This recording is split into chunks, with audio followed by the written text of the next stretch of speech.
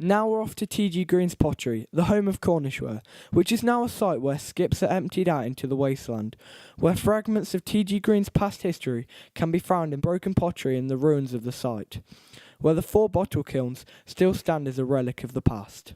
So we're going now, okay? Away all go, right.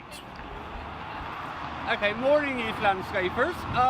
Welcome to the history of TG Green that we're going to run through today. Now I'll introduce you to Dr. Ian Hamling, an expert of TG Green's pottery and owner and founder of the TG Green's archive in Church Gresley. The 3 main parts of this village would have been the colliery down the end of the road, Church Gresley Colliery. You would have the church, you would have the school, and then you would have had TG Green pottery down the end of the road, and everything around the outskirts here would have been horrible to have walked around. It was big clay holes, big coal holes, and not an area that you'd care to come on a day trip. Right, follow me and we'll wander through. So upstairs it's divided into a lot of different rooms. There's a very long hallway that goes down, and then there's the big main room down the end with lots of seating, and if we can get all in there, I've got a lovely old video from 1969 of TG Green's at work in the factory.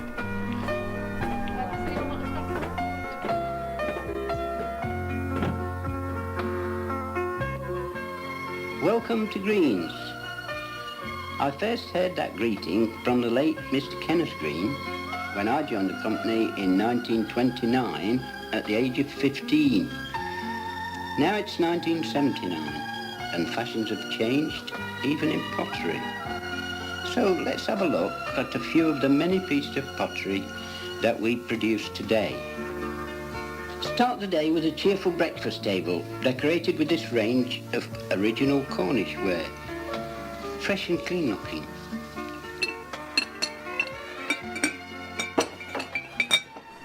We're stood in the kitchen of the TG Green's archive, and we're surrounded by blue and white pots on the walls, on shelves, on top of things, on the surfaces. All of the cornishware has a thicker blue band at the top, and then 2 white bands and 2 thinner blue bands, and then on the top white band is written what would be kept inside the jar. Ground ginger, herbs, spice, thyme, cherries, sage, pepper, parsley, sugar, ginger, and I think maybe tea. carbonated soda, custard powder. Why it was called Cornishware. Absolutely. That chap over there that you can see a photo of on the wall, that lovely sepia photo, his name was Frederick Parker, and he came down from Stoke-on-Trent in 1919 as the general manager for TG Green. And he worked in an industry, the pottery industry in Staffordshire, where they moulded banded wares. But he wanted to find a different way to produce a different, cleaner cut on it than moulding it. If you have the biscuit ware, the body of the pot, and you dipped it into a wet blue slip, and they were put, you can see George up there on one of the banding machines, and he's cutting away the blue slip on the outside to show the white clay and the white body underneath.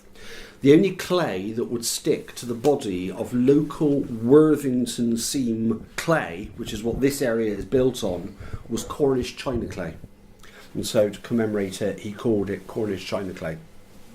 The blue of the Atlantic, the white of the Cornish clouds, the glistening of the sea that appears on these sales documents on the wall that you can see, don't appear till after the war. Another popular oven to tableware with a local name is this Woodville range.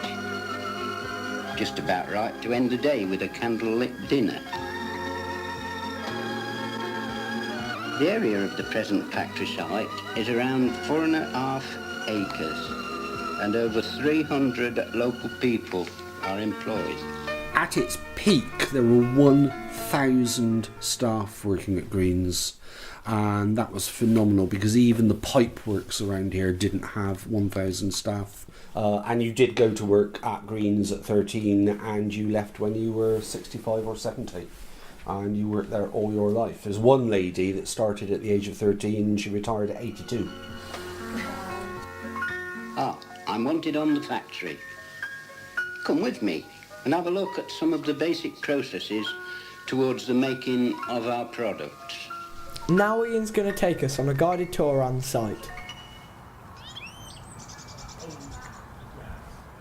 It's been closed for 11 years and the roof has fallen in, the walls have given way and most of the pottery has been smashed. But nature is taking it back as the trees are growing back amongst the heaps of rubble. Okay, we're walking on a road outside of the factory, and up against the fence is piled big mounds of dirt, and inside the dirt is all of the rubble from underneath the factory. All of the pots that couldn't be sold were put under the factory to hold it up because the factory was on some sort of marsh land.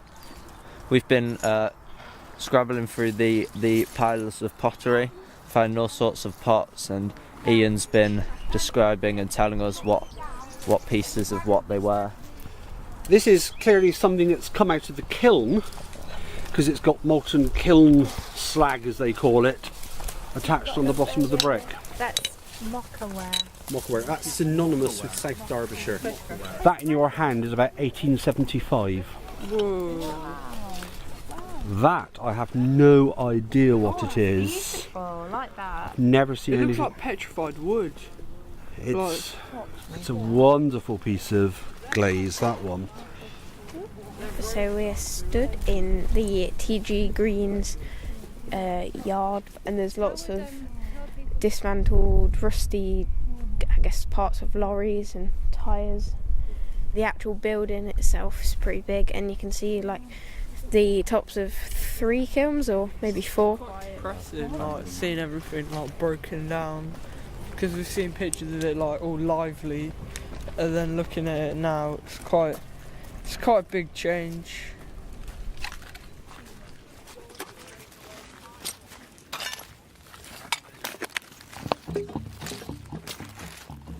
It's built on Pool Street, and it's called Pool Street for a very good reason. There was a big pool down there that never really drained properly.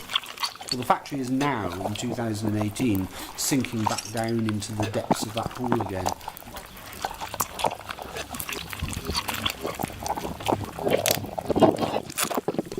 Clay is very rich in minerals, and so the clay that has flown around inside that building for 150 odd years is a rich nutrient for trees and growth to regrow back in again.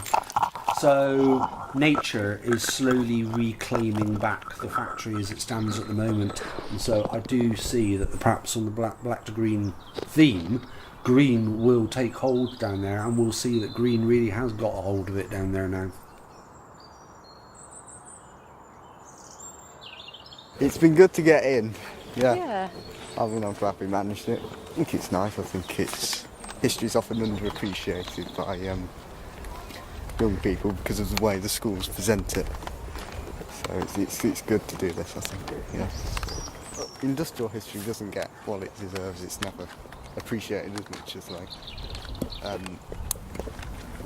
what happens with like the Normans, the Romans, all that history. Just what happened here not so long ago is important as well. It's time to go to our next location, which is Bretbury Art Pottery. We're going to walk there, and whilst we do, Hazel is going to set the scene. Blue of the Atlantic and white Cornish clouds glisten of sea in our kitchen so proud. On bright pantry shelves the jars placed with care, produced in Church Gresley the Cornish blueware. The potteries have closed but their memory lives on, the kilns are all crumbling and the studio's gone. The potteries closed, their memory lives on, the kilns are all crumbling, the studio's gone.